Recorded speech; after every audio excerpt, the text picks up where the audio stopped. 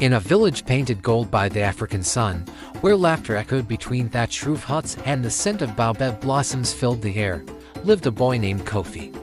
Kofi was clever, quick, and had eyes as bright as polished obsidian. But deep inside him, a shadow lurked, a fierce, gnawing greed that always wanted more. While other children shared their mangoes and stories, Kofi hoarded his, believing that what was his alone. The village elders would shake their heads, whispering, "A closed hand can give nothing, but it can receive nothing either." Kofi, however, paid them no mind. He thought their wisdom was just old-fashioned talk.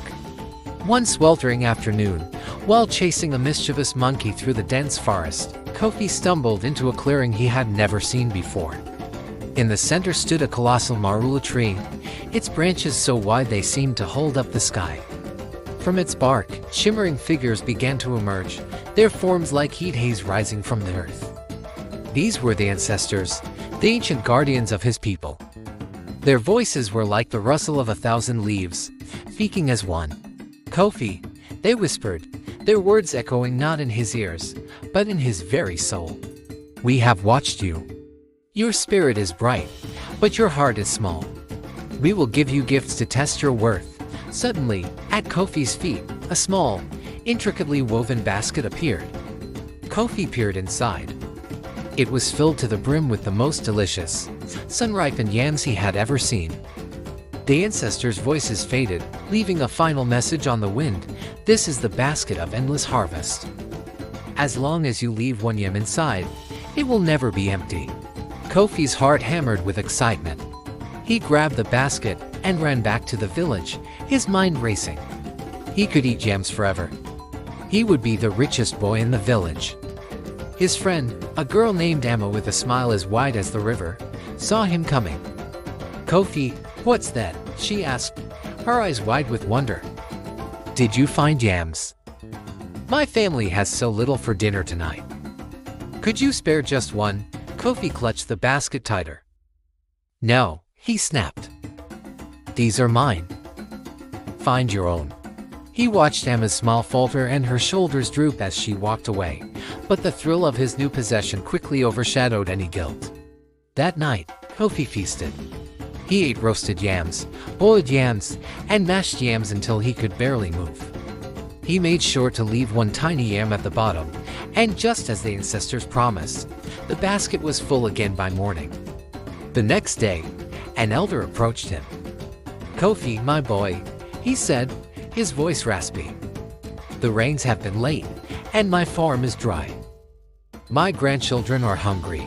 Could you share some of your bounty?" Kofi shook his head firmly. "I worked hard for this," he lied, turning his back on the old man's pleading eyes. For days, Kofi gorged himself while his neighbors' cooking pots remained empty. He grew plump and smug, deaf to the growing whispers of disappointment that followed him through the village. A week later, Kofi returned to the magical clearing, hoping for more. The ancestors appeared once more. "We see you have enjoyed our gift," they whispered, their tone unreadable. "Here is another." This time, a beautifully carved wooden flute materialized in his hands. "This is the flute of endless melody. Its music can make the saddest heart dance and the weakest spirit strong." Kofi was overjoyed. Now, he had endless food and endless entertainment. He ran back, tooting a cheerful, if clumsy tune. The village children, their faces thin and their spirits low from hunger, gathered around, drawn by the enchanting music. "Kofi, that's beautiful. Play for us," they cried. "It makes us forget our hunger." But Kofi scowled. "If you want to hear it, you'll have to pay me," he declared, holding the flute possessively. The children's hopeful faces fell, and they scattered, leaving Kofi alone with his silent flute. Finally, the ancestors gave him a third gift, a cloak woven from threads of twilight and moonbeams. "This is the cloak of endless comfort," they intoned. "It will keep you warm on the coldest night and cool on the hottest day." Kofi wrapped the magnificent cloak around himself. It was softer than silk, lighter than a feather. That evening, a cold wind swept through the village. He saw a young mother trying to shield her shivering baby from the biting chill. She looked at Kofi's splendid cloak with longing. "Please," she begged, "could my baby just rest in its warmth for a moment? He is so cold." Kofi pulled the cloak tighter. "Impossible," he said coldly. "It will get dirty." He walked away, leaving the mother to huddle with her crying child. That night, as Kofi lay in his hut, surrounded by his treasures, something strange happened. He reached for a yam, but the basket was empty. Utterly, completely empty. The single yam he had left inside was gone. Panic seized him. He grabbed the flute to play a comforting tune, but only a sad, toneless squeak came out. He then wrapped the cloak around himself for warmth, but it felt like a coarse, scratchy sackcloth. A terrifying realization dawned on him. He ran as fast as he could to the forest clearing. The ancestors were already there, their shimmering forms looking sterner than before. "You were given plenty, yet you acted as if you had nothing," their voices boomed like distant thunder. "A gift that is not shared is a gift that is not valued. You have shown us a small heart, Kofi, so you shall be left with nothing but your own small self." One by one, the basket, the flute, and the cloak faded from existence, leaving Kofi with only the echo of their disappointment. Kofi stumbled back to the village, his heart a hollow, aching void. The weight of his selfishness crushed him. He saw Emma trying to dig up tough roots from the hard-baked earth. He saw the elder's grandchildren sharing a single, meager piece of fruit. He saw the mother and her baby, still huddled together for warmth. For the first time, Kofi truly saw them. He saw their hunger, their sadness, their struggle. And he felt a powerful, gut-wrenching shame. The yams he had eaten turned to stones in his stomach. The memory of his beautiful music and warm cloak now brought him only pain. He had everything, and in the end, he had nothing. Most importantly, he was completely alone. The next morning, a different Kofi woke up.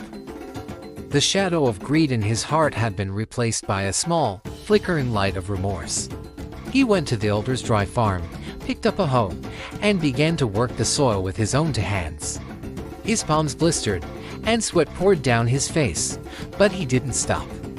He helped Emma search for roots, using his quick eyes to find ones she had missed.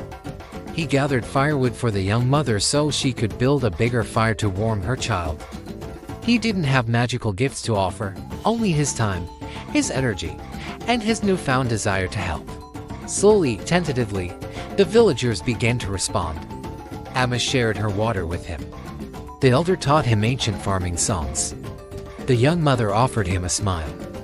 His loneliness began to recede, replaced by a warmth that no magical cloak could ever provide. One evening, exhausted but content after a long day of work, Kofi returned to his hut. He froze in the doorway. There, sitting in the middle of his floor, were his gifts, the basket, the flute, and the cloak, all shimmering softly in the twilight. A single voice, gentler this time, whispered from the marula tree far away. "A heart that learns to give, Kofi, is a heart that is ready to receive. The greatest magic is not in the gift, but in the sharing of it." Kofi looked at the gifts, then looked out at the village, now bathed in the gentle light of cooking fires. He picked up the basket, now overflowing with yams, and walked outside. "Emma, Alder, everyone," he called out, his voice clear and strong, "come. There is enough for all of us." That night, the entire village shared a feast. And as Kofi played the flute, its melody sweeter than ever before, weaving through the sounds of laughter and happy conversation, he finally understood. True wealth wasn't in a basket, a flute, or a cloak. It was in the smiling faces around him. True happiness wasn't about having more, it was about sharing everything. Thanks for watching our story today. If you enjoyed it, remember to like, share, and subscribe for more tales from around the world. See you next time.